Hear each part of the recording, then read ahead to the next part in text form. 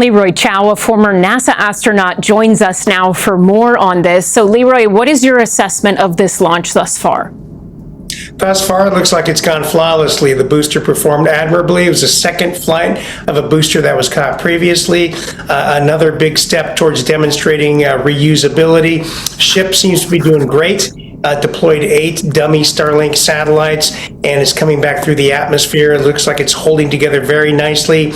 As was mentioned, they removed certain heat shield parts to stress test this vehicle to see how vulnerable it might be if it loses some of these heat protective tiles.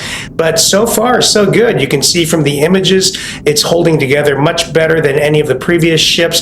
So SpaceX making great strides. And once Starship is operational, this will be a game changer. This will be truly disruptive. It will bring launch costs down by another order of magnitude from what it's already been with Falcon 9. And these are very exciting times.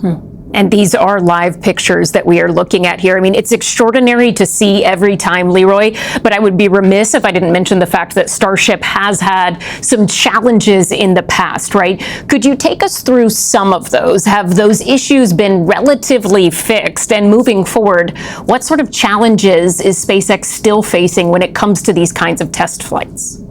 Well, sure. There are 2 ways to do a development program, and NASA does one way, which is analyze, and then don't fly until you're absolutely sure it's going to go well, because they're under the gun. If they have too many failures too early, their program is going to get canceled. SpaceX, it's being funded by itself, by and large, and so, Elon Musk is going the other route, which is test hard, push aggressive, be aggressive. You're going to have failures, learn from those failures, fix them, and fly again as quickly as possible.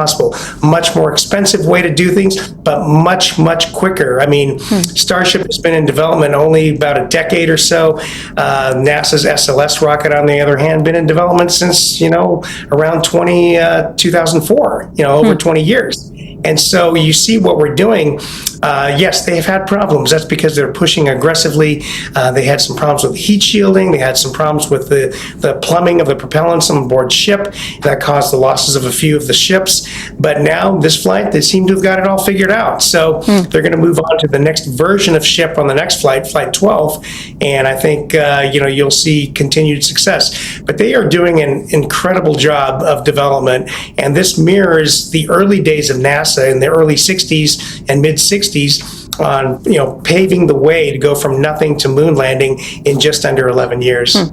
And as we continue to watch these live images, as you noted, this is the 11th test flight. The next big moment, I think, in this launch we're waiting for, as Priscilla was reporting there, is going to happen in about 6 minutes or so. But at what point is it, if you're in mission control, at what point do you feel comfortable saying, okay, this has been a success? Do we still need to wait a little longer to see what happens, or is it safe to say this has been a successful launch for SpaceX? Well, it's already been a huge success. Like I said, the reused booster performed flawlessly. Ship is doing the best it's ever done. And when it comes down and hovers above the ocean, proving that it also can come back and hover and be captured, soft captured for reuse, refurbishment, reuse, that'll be the last step. And so we've seen a very successful flight, probably the most successful Starship flight to date. And a lot of data to go over afterwards, but we're waiting that moment that it comes down and hovers above the ocean surface, demonstrating reusability. All right, and we will be keeping an eye on and off on this live feed as we move throughout this evening. Glad to see, though, or hear rather from you, that you think this has gone well thus far, and we'll be looking forward to seeing what happens with that 12th test flight. Leroy Chiao, thank you so much. We appreciate your time.